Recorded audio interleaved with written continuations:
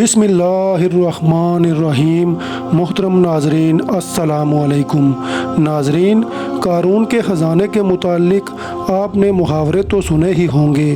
قارون وہی شخص ہے جس کا ذکر اللہ نے قرآن مجید میں نشان عبرت کے طور پہ کیا ہے۔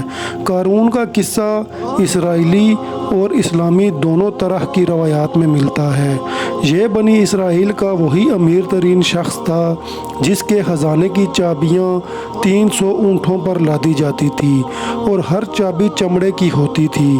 ناظرین، تاریخ انسانی میں شاید ہی قارون سے زیادہ دولت کسی شخص کو عطا کی گئی ہو۔ قارون حضرت موسیٰ علیہ السلام کے چچا کا بیٹا تھا۔ وہ نہایت ہی خوبصورت آدمی تھا۔ یہی وجہ تھی کہ بنی اسرائیل اسے منور کہا کرتے تھے۔ قارون جوانی میں اپنی قوم کا سب سے با اخلاق اور نیک افراد میں شامل کیا جاتا تھا اور توریت کا بہت بڑا عالم بھی تھا، کیونکہ اس کی پرورش حضرت موسیٰ علیہ السلام کے سایہ عاطفت میں ہوئی تھی۔ اسی لیے وہ کتاب کا علم بھی رکھتا تھا اور اچھی آواز کا مالک تھا۔ وہ توریت خوبصورت انداز میں تلاوت کیا کرتا تھا۔ یہی وجہ تھی کہ لوگ اس کا بہت احترام کیا کرتے تھے۔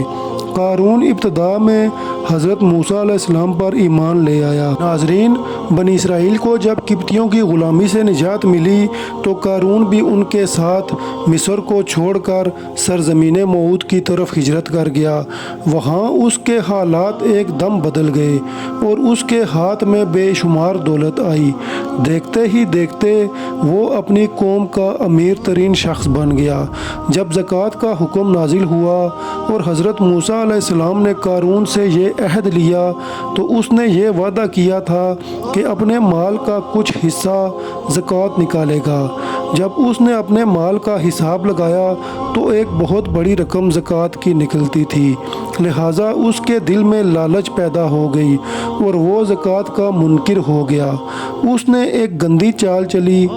اس نے بنی اسرائیل میں سے ایک گروہ کو جو اس کے حمایتی تھے جمع کیا اور کہا، اے بنی اسرائیل، موسیٰ نے ہمیں بہت سارے امور کا حکم دیا جس پر تم لوگوں نے اس کی پیروی کی۔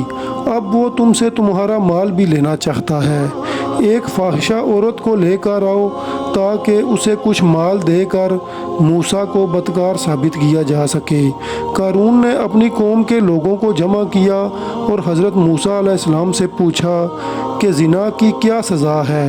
حضرت موسیٰ علیہ السلام نے فرمایا، جو بھی زنا کرے اسے سنسار کیا جائے یہاں تک کہ وہ مر جائے۔ قارون نے حضرت موسیٰ علیہ السلام سے کہا، اگر یہ کام آپ نے ہی انجام دیا ہو تو موسیٰ علیہ السلام نے فرمایا، ہاں، حتیٰ کہ اگر اس کام کو میں نے بھی انجام دیا ہو تو بھی یہی حکم ہے۔ قارون نے کہا، بنی اسرائیل یہ گمان کرتے ہیں کہ آپ نے ایک فاحشہ عورت سے بدکاری کی ہے۔ حضرت موسیٰ علیہ السلام نے فرمایا کہ اس عورت کو میرے سامنے لاؤ۔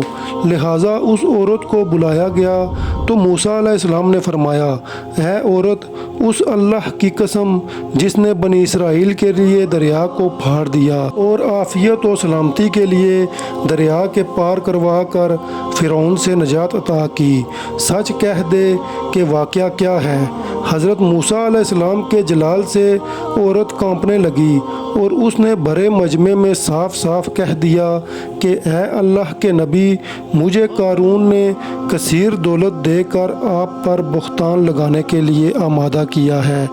اس وقت حضرت موسیٰ علیہ السلام آپ دیدہ ہو کر سجدہ شکر میں گر پڑے اور حالت سجدہ میں آپ نے یہ دعا مانگی کہ یا اللہ، قارون پر اپنا قہر و غضب نازل فرما دے۔ لہٰذا وہ تمام لوگ جو قارون کے ساتھ تھے وہ اس سے جدا ہو گئے۔ موسیٰ علیہ السلام نے اللہ کے حکم سے زمین کو حکم دیا تو زمین پھٹ پڑی اور قارون اور اس کے پیروکار اس میں دھنسنے لگے اور دیکھتے ہی دیکھتے قارون اور اس کا خزانہ سب زمین میں دھنس گیا۔ جب یہ زمین میں نابود ہو گئے تو زمین کا شگاف پھر سے بند ہو گیا اور قارون اور اس کا خزانہ تا قیامت تمام انسانیت کے لیے نشان عبرت بن گئے۔